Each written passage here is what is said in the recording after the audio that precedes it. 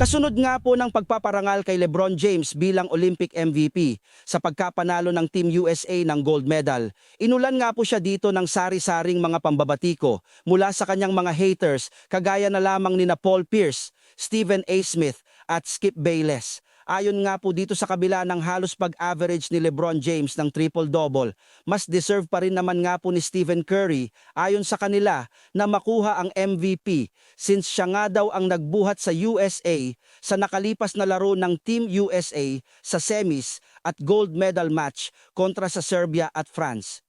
Kung hindi nga daw dahil sa kanyang mga clutch three-pointer at pagbuhat niya sa USA, hindi nga daw sila mananalo ng gintong medalya. Pero ayon nga sa naging pahayag ni LeBron James, wala rin naman nga siyang pakialam kung sino man sa kanila ang parangalan bilang Olympic MVP dahil ang mas mahalaga na nakuha nila ang kanilang inaasam na gold medal at wala ng iba pa. Team effort ang ginawa nila since simula sa pagsisimula ng laro.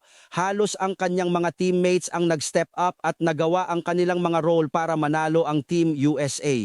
Isa nga daw itong sampal sa mga haters niya at lalo na sa mga nagduda sa Team USA bago magsimula ang Olympics na hindi daw sila mananalo ng gintong medalya. Pinapatamaan nga nito ang kanyang kababayan na si Noah Lyles na isa nga din sa nang insulto sa lahat ng players ng Team USA. Samantalang si Coach Steve Kerr inamin naman na aminadong isa siya sa mga LeBron fan. I'm a LeBron fan for life.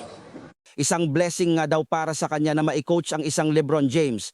Matapos nga na ma-secured ang gold medal ay binalikan nga po ng coach ng Team USA na si Steve Kerr ang kanyang experience na ma-coach si LeBron James.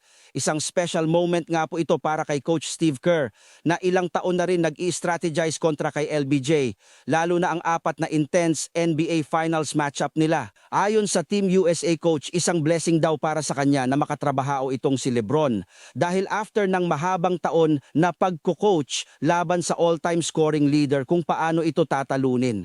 At nang mapanood niya daw ito ng malapitan, sinabi niya na daw ito noong nakaraan na ang makikita ang professionalism at kung gaano ito kadali i-coach at kung gaano ito ka-gifted sa lahat ng bagay. Lahat ng parte nga daw ng basketball ay na-master na daw ni LeBron James at masaya daw siya na na-coach niya ito sa loob ng 6 na linggo. Isang LeBron fan for life daw si Steve Kerr narito ang naging kanyang pahayag ng coach ng Team USA patungkol kay LeBron James.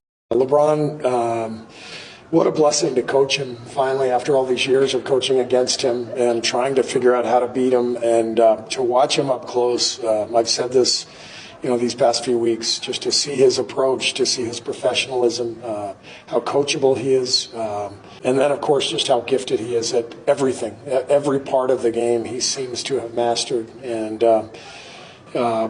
I'm thrilled to have been able to coach him these last 6 weeks, and I'm a LeBron fan for life.